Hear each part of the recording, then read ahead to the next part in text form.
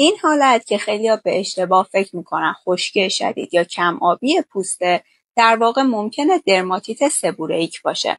من وحیدم، داروساز و بیوتی تراپیست، و درماتیت سبوره‌ایک یک بیماری التهابی پوسته که معمولا نواحی چرب‌تر صورت مثل اطراف بینی، ابروها، خط ریش، پشت گوش یا حتی پوست سر رو درگیر میکنه.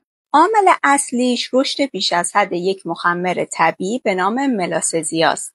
این مخمر به طور طبیعی روی پوست همه ما زندگی میکنه، ولی وقتی شرایطی مثل استفاده مداوم از مرطوب کننده های سنگین، ضعف سد دفاعی پوست یا تمیز نشدن درست پوست پیش بیاد، این محیط چرب و مرطوب بستر مناسبی برای رشد بیش از حد این مخمر رو ایجاد میکنه که نتیجهش میشه التهاب، پوستریزی و قرمزی. پس اگر چنین نشونه‌هایی روی صورتتون دارید، اولین قدم اینه که به متخصص پوست مراجعه کنید.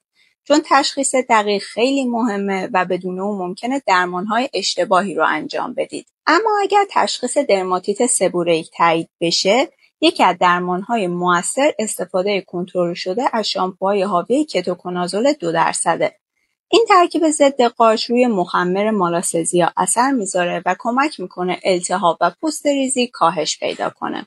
نحوه استفادهش هم به این صورته که هفته‌ای 2 تا 3 بار مقدار کمی از شامپو رو روی پوست مرطوب ناحیه درگیر مثل اطراف بینی، ابرو یا خط ریش ماساژ بدید و اجازه بدید کف اون حدود 1 تا 2 دقیقه روی پوست بمونه.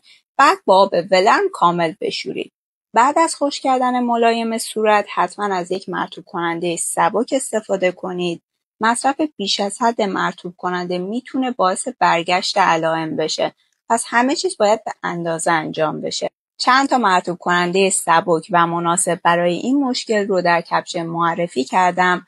اگر تجربه یا سوالی در مورد درماتیت سبوره‌ایک داشتید در کامنت ها بنویسید.